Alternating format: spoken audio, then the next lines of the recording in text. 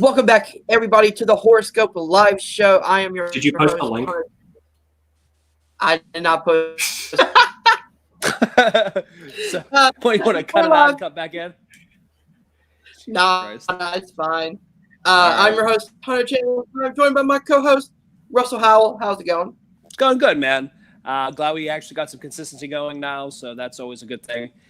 And yeah, looking forward to talking about it, man. It should be fun. He broke up a little bit for me there. And also, of course, we have the man of the hour, the man who picked out this movie. Look at Matt. How's it going? What? It's cool to be at the bottom of this triangle now. It's very interesting. I'm used to being top left, top right. Top of the triangle to the bottom of the triangle. That's how we do it here. All right, guys. So the movie we're talking about today, as you can see, is The Wicker Man. No, sadly, not the Nick Cage version. It's the 1973 original version. So let's go over to Russ for his plot summary. Yeah, so pretty much it kind of sets up the same as the Nick Cage version. A cop is giving a letter to find a missing girl, Rowan, same name, both from the same films carry over. He goes through this kind of like I would say, what is it, like almost a commute island or whatever, where it's like its own little colony, I guess. And pretty much to investigate this girl's disappearance, trying to find out who Rowan is and what actually happened to her. Because, like I said, they're both pretty much the same, plot summary with the Nick Cage remake. Instead of bees, we have bunnies. So, yeah. But outside of that, then he's pretty much trying to slowly figure out, put the pieces together to figure out what the hell's going on. Who is Rowan, and what did they do with her? So that's pretty much like the basic gist of it in like a nutshell. There's obviously a lot more that we'll be touching upon in the review. So that's just kind of like a little version of the movie. All right, so that's been Russ's plot summary. I'm not saying the other word for obvious reasons because I cannot say it. But let's get into what this show is all about, which is our pros and our cons, the middle of the movie, the meat, what this movie is actually about. So since Luca did choose this movie this week, start with your pros for this movie. Where do I start? God, there's so much. Let's start with the technicals. I really like the cinematography for this movie. I like that it is not hugely over stylized. I like that it's not super dynamic. I like that there's lots of kind of slow ambient shots. I like that there's lots of kind of long takes. I like that it's kind of a gritty, almost realistic style of cinematography, and that there's not like huge flashy lighting or big over the top production design. I like that the cinematography is very quiet, and to echo that, I really love the music in this movie. Where music plays a hugely prominent role in this movie and a hugely prominent role in the community of Summer Isle, which is the island that Edward Woodward's character Sergeant Howie goes to. And I really love the music. I love the pub songs. I love Gently Johnny. I love the whole Gently Johnny scene, actually. I love Willow's song. I love The Summers Are Coming In, which is sung over the ending. I just think the soundtrack is brilliant. I love the performances, particularly from Christopher Lee and Edward Woodward. They're such incredibly kind of situated opposing forces. I think it's the best performance of both of their careers. Particularly Christopher Lee. I think he's unbelievably good in this movie. He's charming. He's silver-tongued. He's very civil and polite, and you can kind of understand him being the leader of a place like this. But what I love about this movie most is the ideas behind it, and the ideas of modern civilized world or Christian civilized world or the contemporary urbanized world of the 1970s versus this wild communitarian old god community and their particular morals, their particular kind of traditions and values, and how Sergeant Howie comes in as kind of a prescriptive from the top down, push my morals onto you kind of person, you know, push Jesus onto you, push traditional Christian morality onto you. But the villagers just kind of don't give a shit. And I think that's really interesting. I think it's really interesting that he's so, you know, ham-fisted with his message. The villagers just kind of laugh off and just kind of, they're just like, meh, whatever, you know. His conversations with the schoolmaster, I think, are really interesting. When she's talking about, he's just being like, you know, do these people not know anything of Christianity? And she's like, only it's a comparative religion. Like, it's just another religion to us. It's not the religion. It's not the God. It's just another thing to consider as a, you know, from an outside perspective. I love the atmosphere of the movie. I love the ending. I love the conversations and the dialogue. Full disclosure, this is my favorite movie ever made. This is my favorite movie of all time. There's no movie that will win this one. Because I just think that everything in it is purposeful, and there's no waste in it. There's no fat on it. Edward Woodward and Christopher Lee will say one thing and they'll mean 10 other things, and they'll all be really clearly present in performance and word choice and inflections and body language and all that stuff. And I just think something about this film resonates with me on a very deep, very profound level, where it feels like I'm witnessing something that is completely primal and fundamental and basic, and it feels like a movie that could have existed forever, really. It feels totemic, I suppose. Wow. All right, Russ, going on to you. You can take some of those points and run with them, or talk about your own. Yeah, no. Different. No, I mean, I agree with Luca. It's a really simplistic film. It's simple. I mean, you know, you pretty much, like, even in the synopsis, that's basically what you get. And I do appreciate some of the cinematography shots are really beautiful, and it's kind of what Luca said. It doesn't blow you away with, like, over the top, you know, cinematography. You can tell this movie wasn't like a giant budget, and I appreciate that fact. The simplicity of it, I think, really makes it a watchable film. You know what I mean? And then I also like the fact that, okay, so they pretty much treat this, what I got from it, it's almost like a hippie commune. It's almost like free spirit, you know what I mean? Like peace, love, and stuff like that. And kind of, yeah, what Luca was saying about, so the you know, police officer comes in and kind of pushes his, you know, beliefs onto, you know, this whole entire town. And they're like, you know what, we're okay. We don't need to really worry about that type of stuff. And basically just kind of talk about religion. It's, you know, in general, I grew up Catholic, and, you know, but I'm an open-minded Catholic. I'm not one of the people that are like, oh, this is the only, you know, religion that you have to have, and this is the only way you go to heaven and all this stuff. But, like, religion in general is all focused on one central, you know, commonality.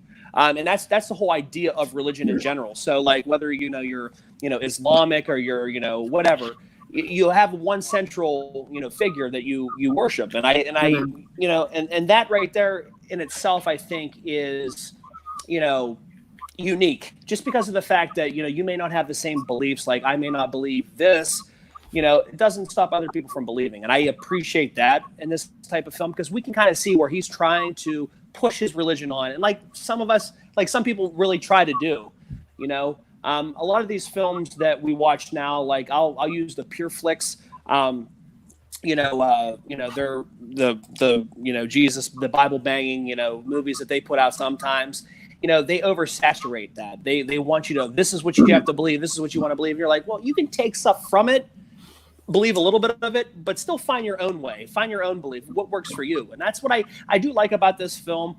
I kind of like the free spirit hippie vibe that I get from it, just even with the music too. The music just reminds me of that like 70s, like chill, like, you know what I mean? Volkswagen, you know, peace and love, let's smoke dope and stuff like that and just kind of like mellow out. That's kind of what I get from it when I'm watching it. And like how we were saying in general, this movie does tie perfectly in with Midsommar. It's a type of commune. It's almost like a modernized version of this film. And I think that's why when when people were comparing Ari Aster's Midsommar to kind of like The Wicker Man, I can see the parallels between it. Like you can see some of the free spirit, peace and love, and type of stuff like that. As for performances, Christopher Lee is perfect in his film. He is haunting. It's one of those ones where you can see that the people really bought into this guy, like almost like a Marilyn Manson, or almost not like Marilyn Manson. Sorry, Charles Manson, almost like Charles Manson-esque, where the people are buying into this guy's like ideology and stuff like that, and they're really buying into it. And he has that charming, appearance to him. He's very soft-spoken. Kind of what Luca was saying, though. He can say one thing and can mean completely the opposite, but he comes off very reassuring, very calm, like a very, fatherly figure to this big community that he has built.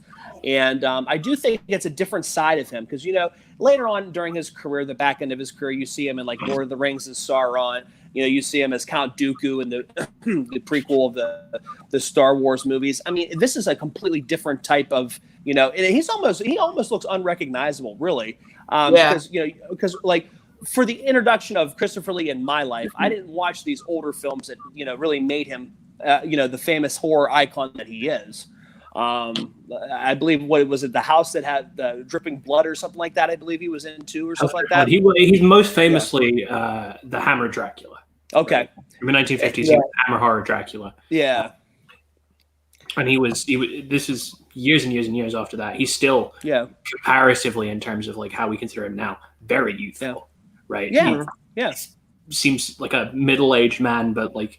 I think what I find so interesting about this is that he is middle-aged at this point. He's probably in his early 50s, I would imagine, or late 40s. But he's got such a youthful energy to him. Mm-hmm. He does. He's kind of excited, and he's again like that silver-tongued thing, and he holds himself kind of casually. I think he's got some incredible lines in the movie too. My favorite being. When everyone's jumping through the fire as a way to reproduction without sexual union. Oh, yeah. So like a virgin birth type thing. And how he's like, have these people never heard of Jesus? And Christopher Lee is like himself, I believe, born of a virgin impregnated by a ghost. And then he says, do sit down, Sergeant. Shocks are so much better absorbed with the knees bent. Like there's such a bitchy Britishness about it. Yeah, no, I totally agree. And even that scene when he was talking about, he goes, well, they don't have to worry about something about where they're not wearing clothes, so it doesn't really matter. They're not going to catch your clothes on fire. That's a funny line. How he is incredibly shocked about them being naked, and Christopher Lee's like, it's much too hard to jump through a fire with your clothes on. Yeah. So I did like that scene. But yeah, just kind of like touch on what we touched upon. Like I said, it's the simplicity of the film, I think. And I think this is a perfect companion for Midsommar. I think it's a good one to watch just because of the fact that, they both kind of deal with the same type of like pagan-esque type qualities that I can get with the film. There are some things like I don't like the remake, okay? I'm not going to go on record saying I like the remake. It's awful. But there are some things I like about it just because it modernizes the story. I do appreciate that. Outside of that, though, the acting in the Nick Cage one is absolutely atrocious. But what I do appreciate, I guess, I really wish I would have watched this film before I saw the remake, and that's the kind of thing that I just like, because I already knew the story, I already knew what was going on, so I think I would have been more surprised had I obviously not known the story already, where we were going to end up obviously at the end. You know what I mean? That's the thing that kind of sucks about it. I wish like.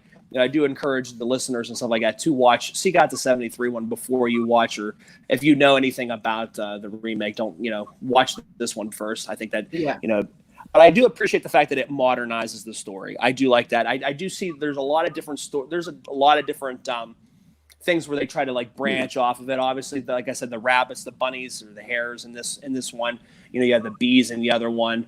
But it pretty much does follow along the same exact beats outside of the fact that they, Nick Cage's version, I think they had him believe that Rowan was his daughter. You're kind of you're kind of led to believe that's his daughter. I think the Rowan is the so Willow in the Nick Cage version. Willow in this version is the daughter of the innkeep, right?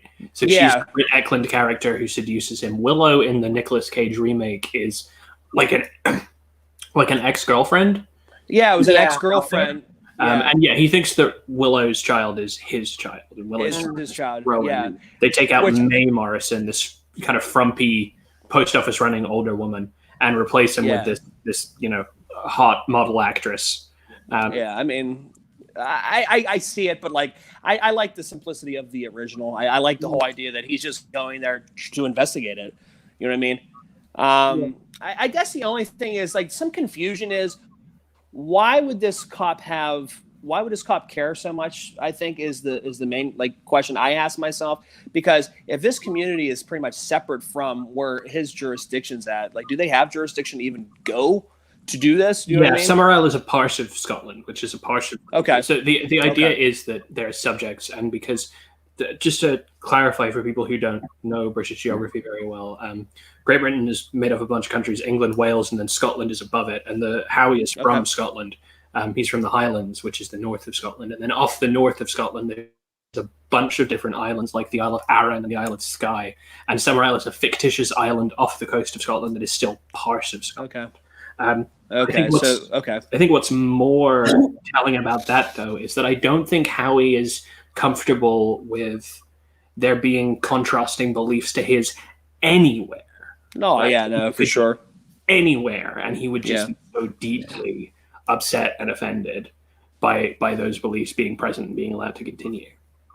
I wish we would have gotten a little bit more about Howie, like how he came to believe his, his beliefs and stuff like that. Like his back, I guess not his childhood, but his growing up to why he's so hard-headed into one know all, believe all type, without being kind of open-minded to other beliefs. You know what I mean? I think I wish we would have gotten a little bit with that, but kind of how you said, there's really no fat on the movie. I think that the movie does in itself kind of really, it draws you in.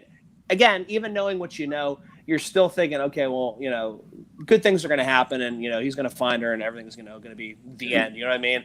And right there at the back 15-20 minutes of the film really throws it up to 180. Just like the remake did, but it works, and it's a short film. I think it was only an hour and 30, hour and a half, hour and 30 minutes. Yeah, it was 90 minutes. Yeah, it was a really easy watch. Really short to intake for sure. All right, on to me for a few. I messaged the group after I finished watching it today, and I was like, well, that was an intriguing movie, a very interesting to watch, because I wasn't sure what I thought about it. I understand the performances are incredible. I love the atmosphere. I love the cinematography. But also there are a lot of confusing moments in the middle of the movie that I was really confused on. But that's kind of what I love about it. Like movies like this, like Midsommar, things like that. I like movies that can answer questions and give you new questions at the same time that you didn't really know you had leaving the movie. I don't like movies that just give you all the answers at the end. I want some sort of intrigue. And that's what I had with this movie.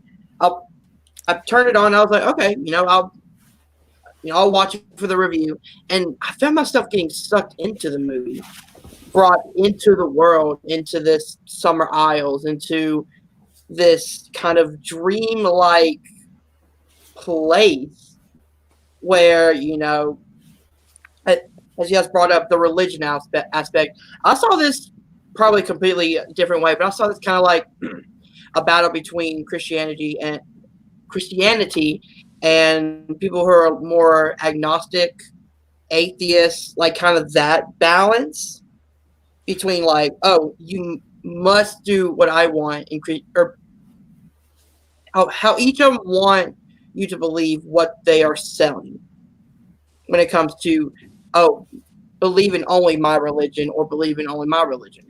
That's an That's an interesting thing that I want to pick up on, this idea of believe what I'm selling, right? Because there are some really, really interesting moments in this film which comment kind of on belief in general, not just in this contrast of these two beliefs. For example, I'll give you an example.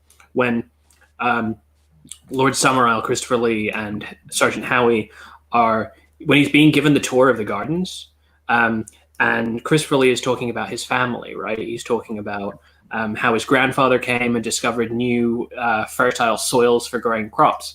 And he used the old gods and the pagan gods as a way to incite the villagers to be productive workers, right? He used it as a tool to get the villagers working on the crops. And, this idea that you will be blessed by Nuada and Abelinel and, these old pagan gods if you do this work and you make this, and this island will bear fruit because we are blessed by these old gods.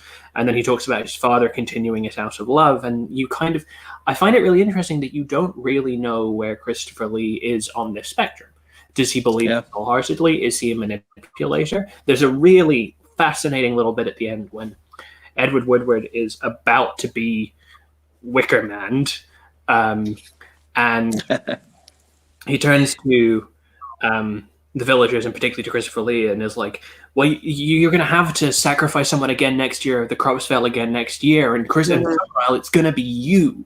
You're going to be the only person who's valuable enough to be sacrificed next year. And there's almost this look of like concern and doubt in Christopher Lee's face where he's like, holy shit, this is like, have I whipped these people up into a frenzy that I'm then going to be taken by? It's a tiny moment. And it's really, really interesting. It's a tiny bit of acting, which I thought was really, really smart. And it really throws into question this idea of like how much is Lee in particular using this faith as a manipulation tool, because Howie then later uses faith as a manipulation tool too. It is the Lord that's laid waste to your apples, when right before he was like the crop failed because the strains failed because the soil went bad. There's this idea of people weaponizing faith and religion as a tool for use. Yeah. Again, I could be seeing this completely wrong, but I see Christopher Lee's character. I think it was like back in the 90s or something like that. There was a Christianity cult. You're talking about the bald guy? Yeah, he used to do like infomercials, late night. What they would do. You're talking about is it the one where it was like a mass suicide because they were trying to catch a ride onto the what the hell was it? Haley's Comet or something like that? Yeah. I have a clue what you're talking about. I think you were talking about Jim Jones. It was a mass suicide. It was like I don't know if it was in Utah or Colorado or Utah. But they all wore like brand new Nike shoes, and they all like dressed the same, and they all had white sheets over them when they were going through, and like they were like showing like all these dead bodies that were on the ground and stuff like that. I don't know. It was like basically they needed to do this. You're talking about the Heaven's Gate cult. Heaven's Gate. Yeah. That's it. Heaven's Gate. I got kind of a Heaven's Gate vibe from Christopher Lee's character. Someone who would use religion to manipulate people, almost like a cult leader would do. So that's what I kind of got from it. Yeah.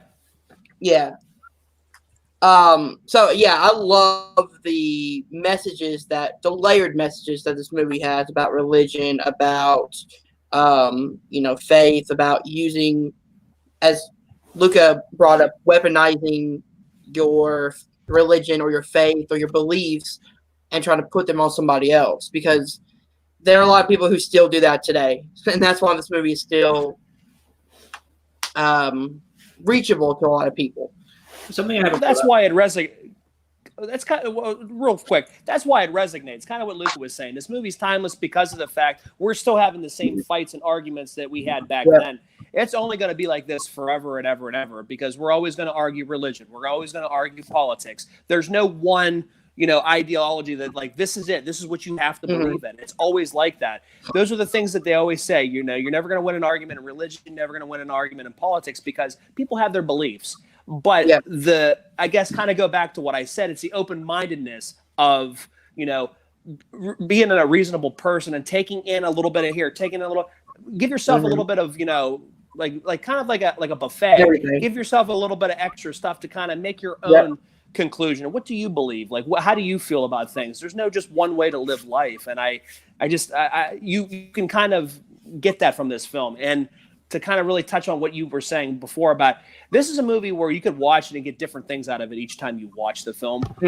I always compare this to Kubrick movies, like especially like The Shining. We watch The Shining, you get so much out of it every time you watch a Kubrick film. There's always different questions that you have, that you're posing yourself, or different things you find out. And I think this is the type of film that kind of does that as well.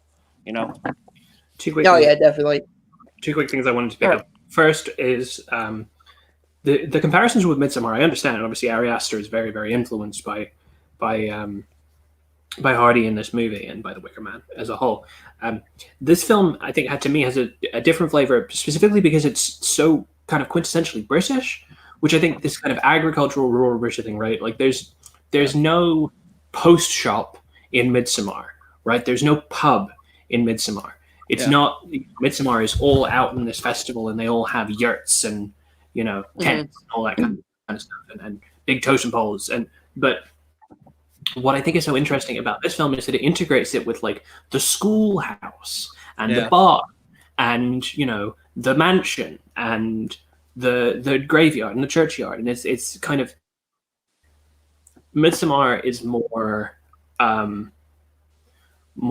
other, right? Like you go out into the wilderness and you go out there. This is this strange synthesis, which is kind of gives a more inherent sense of uncanny, I would say, that I think makes it more effective. It's like these belief systems and this idea of sacrifices living just in a town where people, take photographs of festivals, and you have a chemist and you have a post office owner, and you have, they all have boats that go out, and, they're wearing turtleneck sweaters and caps and all that kind of stuff, as opposed to wearing flowing white dresses with embroidered flowers on them all the time. I think I think there's something to be said about how kind of down to earth and human these people are.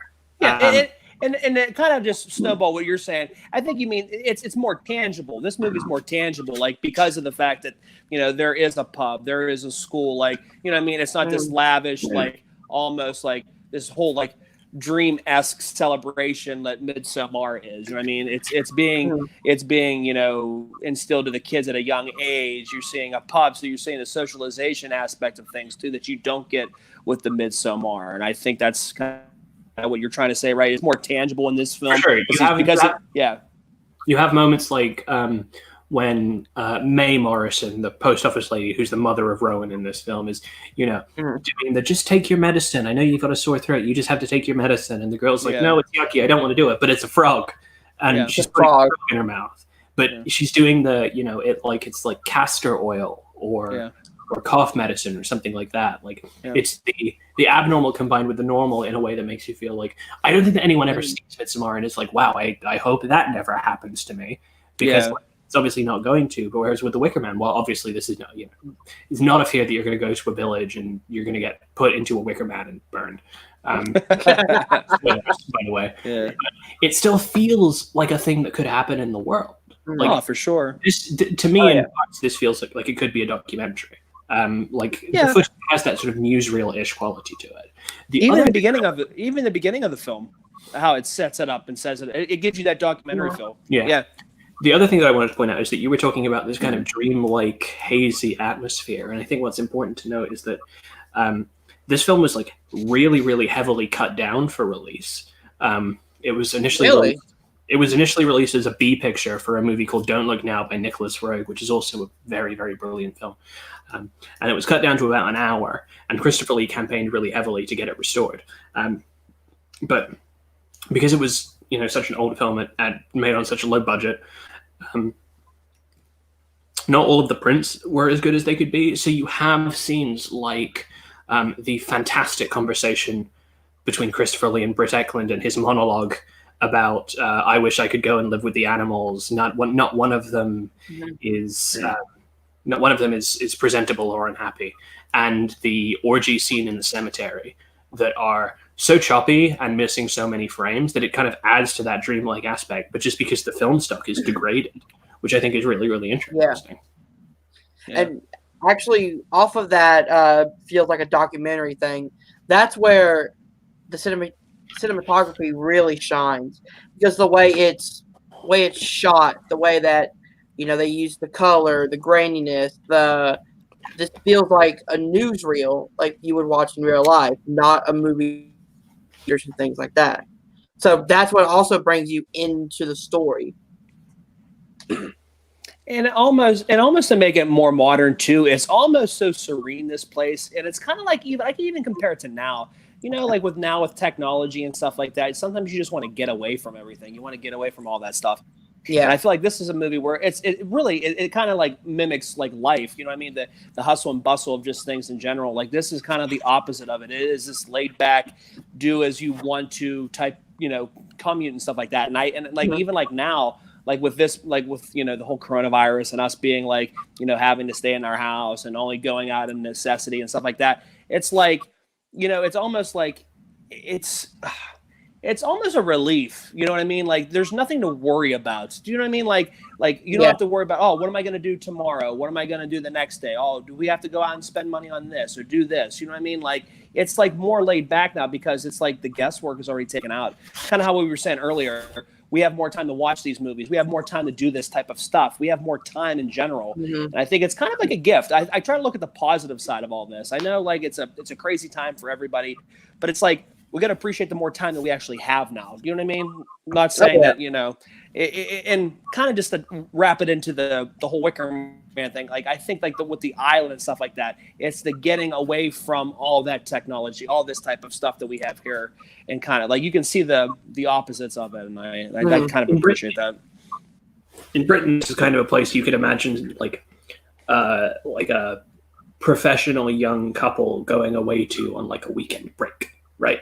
Yeah. Like going away for the weekend to a village out in like the Lake District or the Midlands, where everything is kind of quaint and old, and you can spend some time close to nature and go on big long walks and things like that. Like, you can imagine people going here for like a weekend away, which I think is really interesting. There's this kind of idea of like there's an idyllic nature to it, which I think is really interesting, that we've kind of grown this Edenic thing out of these communities. I do want to bring up one more pro before we get into some of the negatives. I do like the twist. I mean, I do love the twist. He finally does find Rowan, and then guess what? This was the plan the whole time. It wasn't Rowan that was getting sacrificed. It was him. It was our main character all along. This was the whole plan the entire time. And that's another thing. Like, I like movies where you can go back and kind of see the twist coming, kind of like you Get Out. Like, you watch Get Out the first time, and the twist happens, and then you're like, okay, I want to go back and see if there's clues in the movie that makes you see the twist coming. Kind of clues that you can see in between, in the middle of the movie, things like that. And I feel like if I watch this again, I'm going to see new things that lead up to that twist in the movie. There definitely are. There are a few. There's the thing with Punch, when Howie's talking about the character Punch, who he eventually dresses up as in the parade, who he refers to as privileged, simpleton, and king for a day. Right? There's that idea of like he's a simpleton, but he's privileged. He's being fooled. Right? There's that. There's the general treatment of Christopher Lee and of Edward Woodward, and how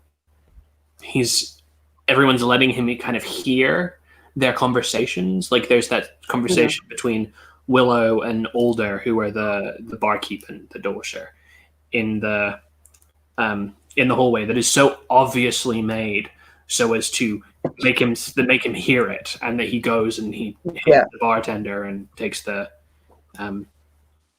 I keep saying bartender. He's a landlord. I'm not American.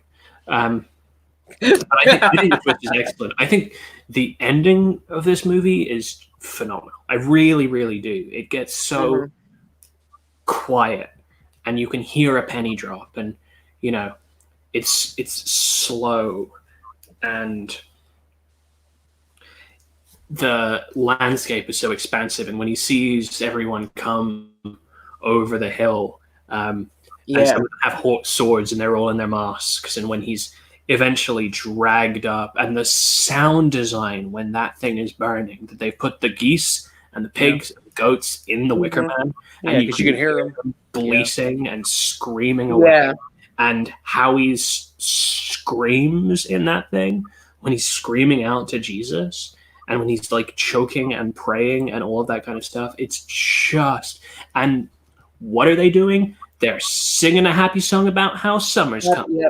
It's bone chilling. It really, really is. The first time I saw it, I saw this movie from the first time when I was pretty young. I was like probably 12. It came as a DVD in a copy of the Times, which is a newspaper that we sometimes get huge editions of that have like DVD British films in there. I remember I saw the earlier version of Around the World in 80 Days, and it just got to me so intensely. Stuck with me until now. All right, so let's get into some of the cons. I have one more pro. I want to talk about one more pro. I'm sorry. One of my favorite scenes in movie history is the Willow temptation scene, when she's dancing, pounding on his walls, and Woodward is lurched against the walls, and he's shaking, and you can see him tangibly being tempted by this kind of witch-like presence, and it's the pain and the lust is so tangible in every bit of Edward Woodward's performance, and the singing is beautiful, and it's kind of mystical, and I love the arrangement, and it's possibly just my favorite scene in all of cinema. I think it's stunningly good. All right, Russ, you have any more pros you want to bring up? No, I think Luca literally covered the whole movie for us. No. I'm kind of a fan. No, I mean that's a great thing though. It's nice because of the fact that like I had never seen this before. It was one of those ones where the Nick Cage one was like, yeah, I'm good. You know what I mean? And it kind of just shut me off from it. But I'm glad that you picked it to open, just everybody's eyes up a little bit more about, just cinema in general and the horror genre. And it's not even so much horror-esque; it's more mystery thriller-esque, which I appreciate. It's a mystery movie with a horror ending, I would say. Yeah, that's for sure.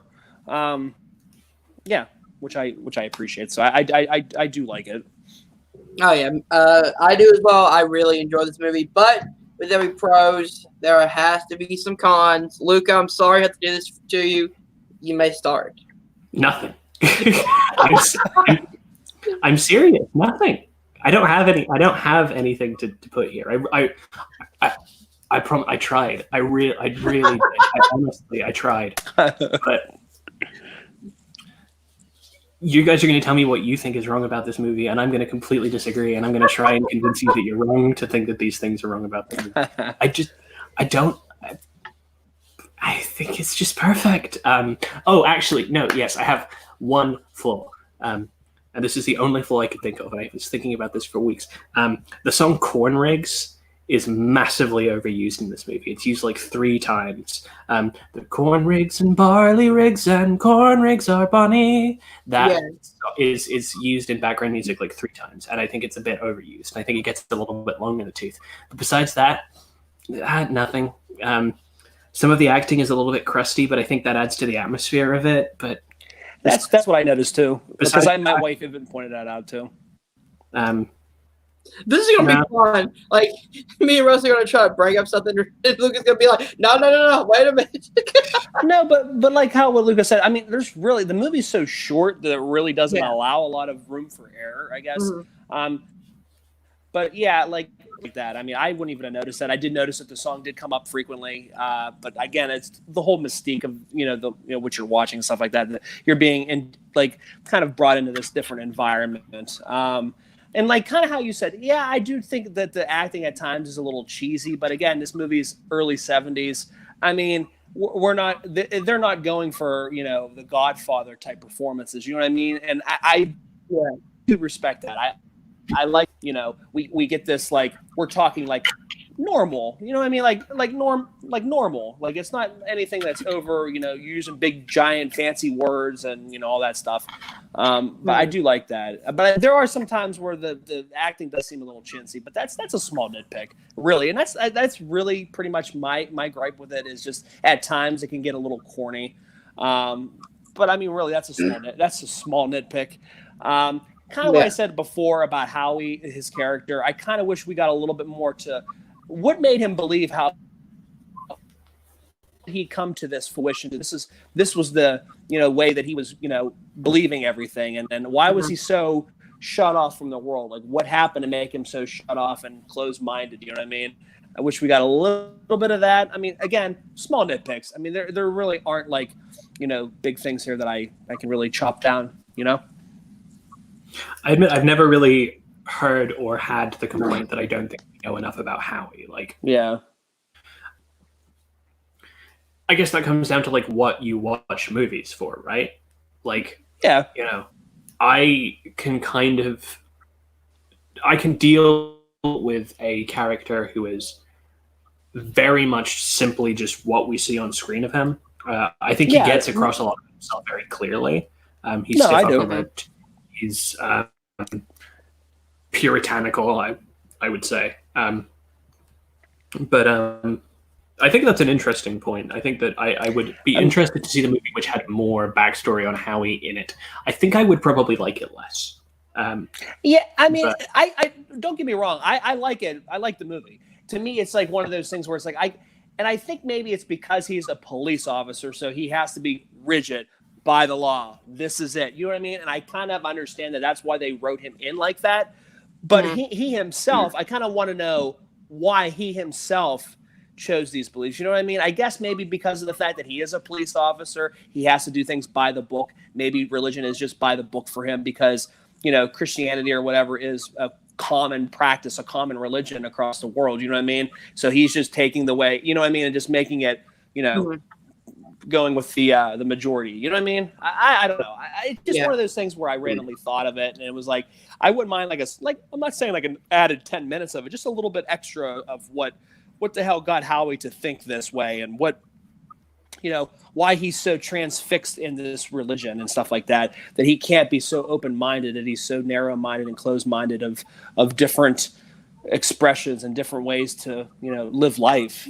That's all. Yeah, because realistically, these people really, I mean, outside of the whole fact, and then this is the other one I want to bring up. Is it crazy to think that this would be a cycle that would just continue in this Summer Isle, that this shit would just happen again, almost like a repeat? Like, you know what I mean? Like it's just like every year they just pretty much do it or whatever, or every X amount of what I mean. They do this. I feel like this whole type of thing with the Wicker Man and luring somebody from off island to the island, stuff like that, pretty much where you're kind of like trapped. You're trapped in with all this whole entire community and stuff like that. I want to know how many times maybe has it happened before that we don't know about. You know what I mean? I could see this thing happening and being a common occurrence. Yeah. And that's something that. Oh, go ahead. Well, they specifically say that it happens because the crops failed, right? Yeah. No, I know that. Yeah. But interestingly, you say that. The remake has that very cheesy scene at the end. Yeah, I was about to bring that up. Into the club, I think they get James Franco. It's James Franco. Yeah. And it's like the cycle continues. I wasn't even thinking about that till just now. Yeah, I don't know, but I really don't know why I said that. But just because in general, if you're going to do it, this is the perfect place to do it.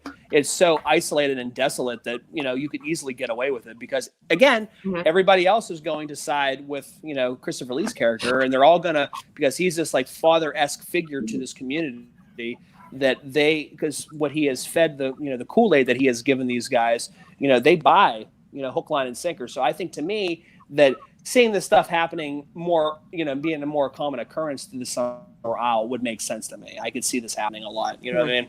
So, yeah. All right, on to me. Again, I don't have any major negatives. Mine's gonna be just kind of small details. I agree with Russ. I do wish we saw a bit more about our main character. just a little bit more about why he acts the way he does, being so close-minded. Whether it's, not, 10 plus minutes of backstory, but whether it's him talking to someone and he brings up the reason why he's like this, or, it's a small scene where, something crazy is happening and we see why he acts like that. Something that kind of gives us a bit more about our main character. And another thing, I wish we got more detective elements when searching for Rowan.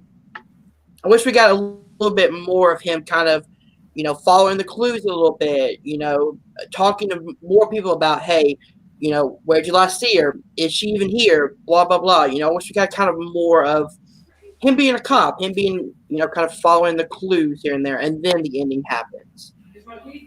But again, that's just. I do think it's funny. It's funny though that he dresses up as the fool, and like basically the whole entire time he's being fooled. So I think that's kind of funny how that comes full circle. I think that's kind of funny. Yeah. I think that there is plenty of detective work in the film, to be honest. I think, you have the things of him developing the photos and like looking through the books at the library, and you get the message that everyone's going to tell him that they don't know who Rowan is, and she's not from the island, and she's dead.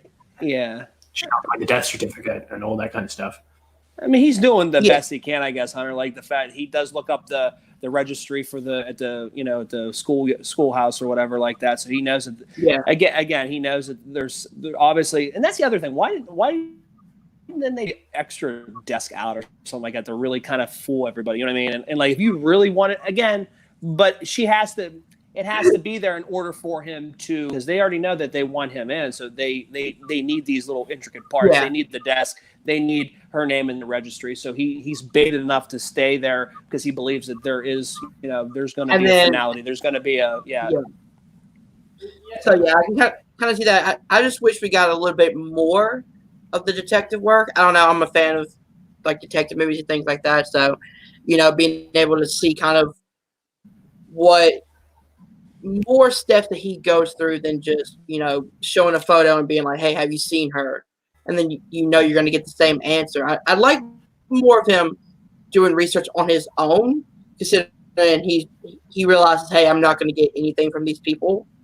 So now I have to kind of figure it out on my own, use my mind and my sense of where I am to solve the mystery, to solve the crime, whatever. And then that twist happens, and you're like, he was following this whole trail for nothing, That makes sense. I think that it's kind of an experiential movie, right? Like, I feel like most of the movie is more about the experience of watching it than it is about the plot. Oh, yeah. Which is a common thing in movies that I like movies like Suspiria, which is not very plot heavy at all. I think that there's something about that visceral experience of viewership that I think is kind of more important to me than brilliantly crafted plot, or I don't need to see Howie dusting for fingerprints when the evidence is planted specifically to get him to follow a certain path, right? Yeah, that's true. Oh yeah. All right, guys. So let's get into our closing thoughts, and then a rating 1 out of 5 Wicker Man statues. Ooh, look at you. That was Luca's idea, though. He was like, because he brought that one up to me about doing the different ratings. He was like, yeah, I'm doing the Wicker Man, so 5 of the statues. Yeah, I can see it. 5 effigies. All right. Russ, starting with you.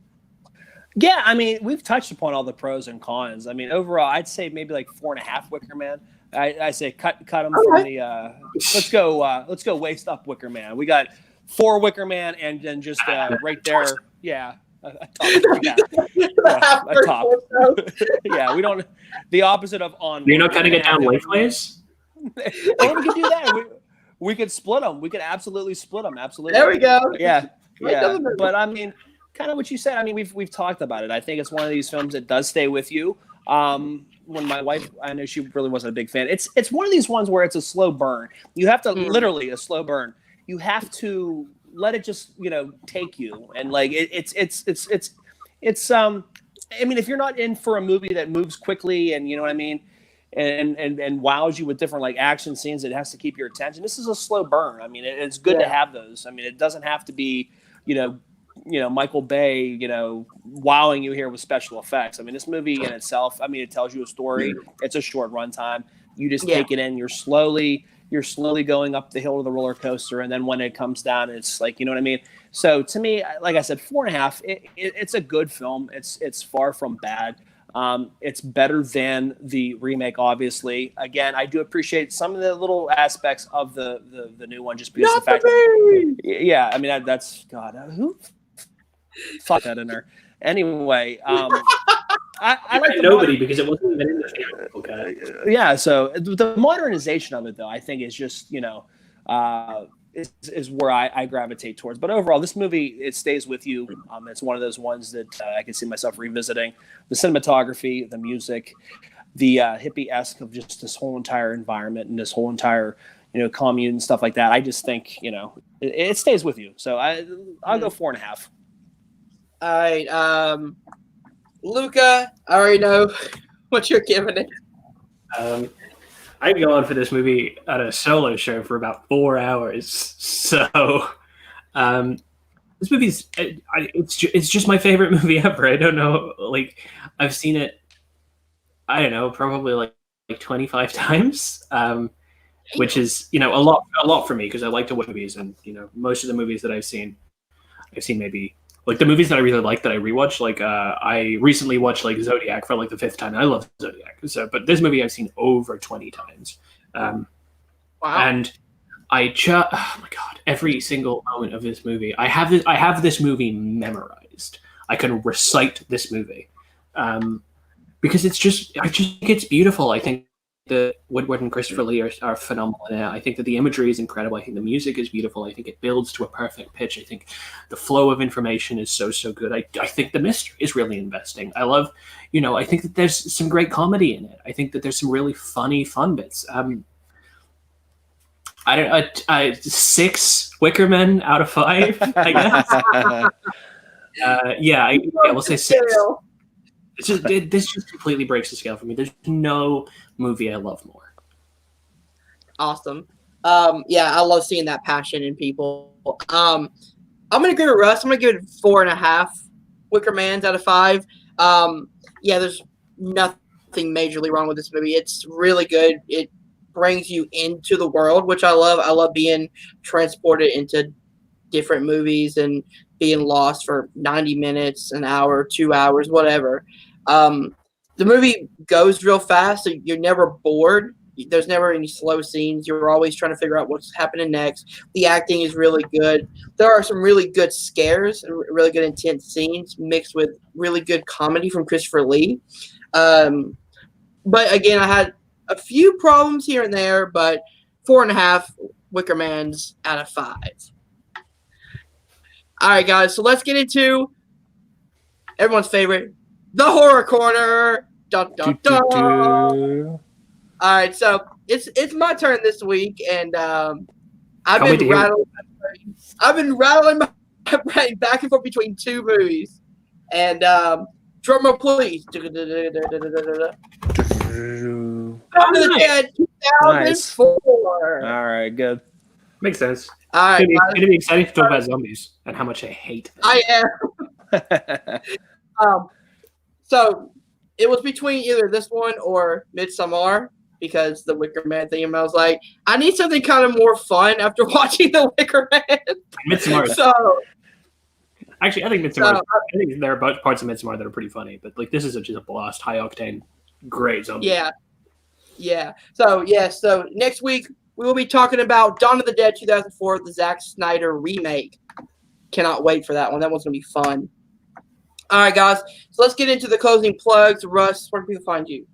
Yeah, you can find me on Facebook, Notorious by Chance. Chance Ellison and I do a podcast. We are going to be reviewing God's Not Dead 2. Funny how we talk about religion, so this all ties in around Easter time too. So reviewing War Room. I hate War Room so much. Kind of funny, but we're doing God's Not Dead 2. And then we are also doing a live commentary on Cats, which I think should be really fun because that movie is atrocious. So this will be really exciting to get us to. They love torturing each other for some reason. Pretty much bash it for an hour and 45 minutes. It'll be fun. But get on our Facebook. We put up polls all the time. And like I said, after Cats, we'll put up more polls. We have some interesting polls coming up. But yeah, you can find us there. You can also find us on YouTube, Notorious by Chance. We've been kind of dormant from that just because of the fact there's no new releases. We're going to try to put up some stuff just of like other films that had come out recently that we just didn't get a shot to talk about. So you can check that out, YouTube, Notorious by Chance. And you can find me pretty much anywhere competing in, fan league movie trivia. We're nerds. We like that stuff. So yeah.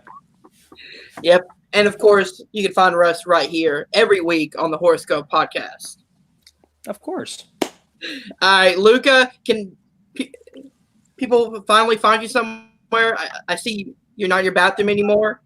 I'm gonna be over here on Jukebox Jam Sessions this coming Monday. Me and Brooklyn Vale talking about my music favorites, because if there's one thing I like more than horror movies, it's music.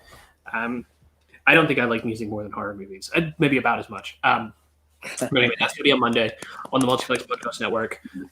You can see me in the Movie Challenge trivia. Movie Trivia Challenge, yep. Movie Challenge. Dominic just got released. Right? Who Dominic Rizzi? On Friday? It just got released yesterday. Oh, right. Already been released. Cool. I will watch it. Besides that, no, as I've always said, I'm not on social media, at least not publicly. I don't have a YouTube or a Twitter or anything like that. I come and I do these videos, and then I want some privacy for the rest of the week, please. So enjoy your Luca time while you guys can, okay? Exactly. That's what we're trying to tell you. I'm like a Tootsie Roll. How many licks does it take to get to the center of me? and that's a perfect segment to the end there, right there. Yeah, dude.